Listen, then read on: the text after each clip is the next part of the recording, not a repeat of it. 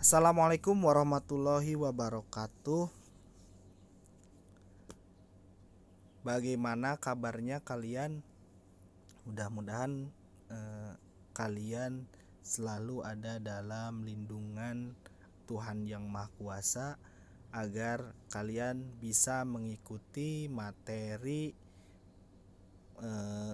pada mata pelajaran biologi. Oke, pada kesempatan kali ini Bapak tidak akan berlama-lama. Kita langsung saja. Bahasan materi yang pertama itu mengenai ruang lingkup biologi. Nah,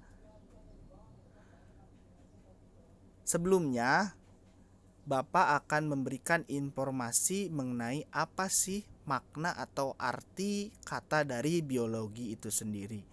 Nah, biologi itu sendiri berasal dari kata bios dan logos. Bios itu kehidupan dan logos itu ilmu. Jadi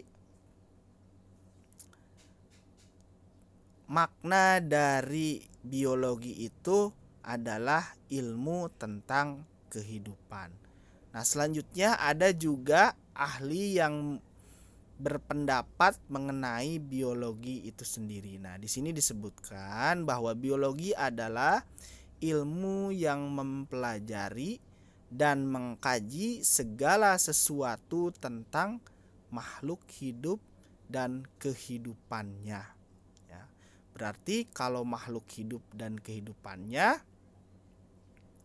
itu mencakup kepada hewan, tumbuhan, manusia itu sendiri, terus ada bakteri, ada jamur. Nah, karena bakteri dan jamur itu termasuk ke dalam makhluk hidup. Terus juga ada lingkungannya. Kenapa lingkungannya dipelajari? Karena lingkungan dan makhluk hidup itu ada di dalam kehidupan, ya, ada di dalam kehidupan. Oke, selanjutnya biologi itu merupakan pengkhususan, ya, atau pembentukan mata pelajaran atau subjek mata pelajaran dari sains, ya. Dari sains. Maka di sini disebutkan bahwa biologi merupakan cabang atau bukan cabang, ya. Biologi ini merupakan subjek pelajaran dari sains. Nah, di sini disebutkan bahwa sains berasal dari kata Latin, yaitu scientia, yang artinya pengetahuan. Jadi sebetulnya bukan hanya biologi saja, ya. Bukan hanya biologi saja sebagai subjek mata pelajaran, tetapi ada yang karakternya sama seperti biologi. Ada mata pelajaran fisika, ada mata pelajaran kimia. Nah, mata pelajaran fisika dan kimia itu juga merupakan subjek mata pelajaran yang berkembang dari ilmu pengetahuan atau sains. Oke. Di sini kita bahas, kita harus mengetahui apa itu sains. Nah, sains itu tadi, ya, berasal dari kata scientia yang artinya pengetahuan. Selanjutnya, sains merujuk pada sistem untuk mendapatkan pengetahuan melalui pengamatan dan eksperimen. Oleh karena itu, di dalam mata pelajaran biologi ini kita akan menggunakan pengamatan dan eksperimen untuk membuktikan sesuatu hal itu benar atau tidak. Nah, seperti itu. Nah, selanjutnya bidang ilmu sains biasanya dibedakan menjadi dua, yaitu sains alam dan sains sosial. Jadi tidak hanya berbicara tentang alam saja. Nah, ilmu pengetahuan itu juga membahas tentang sosial yang ada di lingkungan kita saat ini. Nah, selanjutnya ada juga karakteristik dari sains. Nah, di sini ada karakteristik dari sains, di antaranya ada rasional, objektif, empiris, dan akumulatif. Rasional itu merupakan hasil kegiatan berpikir secara logis dan diterima oleh nalar manusia. Nah, kalau hasil pemikirannya tidak bisa diterima oleh nalar manusia, berarti itu tidak rasional. Jadi suatu pemikiran jika bisa diterima oleh nalar manusia dan bersifat logis, maka itu disebut rasional. Nah, jika tidak bisa diterima oleh nalar atau akal manusia, itu tidak rasional. Nah, karakter selanjutnya adalah objektif. Nah, objektif ini kebenaran apa adanya tanpa pengaruh pandangan pribadi. Nah, harus bersifat objektif. Jadi dalam pembelajaran biologi, contoh misalkan ketika kita mengukur tinggi tumbuhan. Nah, ketika kita mengukur tinggi tumbuhan, misalkan kita lagi meneliti pertumbuhan kecambah dan kita melakukan pengukuran tinggi dari kecambah, kita harus mengukur sesuai apa adanya, sesuai dengan yang diukur. Jika yang diukur pertambahan panjangnya misalkan 5 cm, maka kita tidak boleh melebihi dan mengurangi hasil pengukuran tersebut. Jangan sampai karena tumbuhannya punya kita, maka kita melebihkan nilai dari ukuran yang telah kita ukur. Nah, oleh karena itu, dalam proses pembelajaran sains atau biologi dalam hal ini, kita harus objektif. Harus objektif, tidak boleh dipengaruhi pandangan pribadi ataupun pandangan orang lain. Nah, karakter sains selanjutnya adalah empiris. Empiris itu wujudnya harus nyata, dapat diamati, dan dapat diteliti. Kalau wujudnya tidak nyata atau kasat mata, nah berarti itu bukan empiris. Nah, selanjutnya yang keempat, ini karakter sains yang keempat adalah akumulatif. Akumulatif ini dapat dibentuk dari teori lama yang disempurnakan. Jadi dalam karakter sains yang keempat ini artinya jika ada peneliti terdahulu, maka jika ada peneliti terdahulu yang mengeluarkan suatu hasil penelitian dan ada tokoh baru yang melakukan penelitian yang sama tetapi hasilnya merupakan penyempurnaan dari penelitian terdahulu, maka itu dianggapnya sah. Karena di dalam sains atau biologi ada karakteristik yang namanya akumulatif atau dapat dibentuk dari teori lama yang disempurnakan. Nah, seperti itu tadi contohnya. Nah, selanjutnya di sini ada cabang dari biologi. Jadi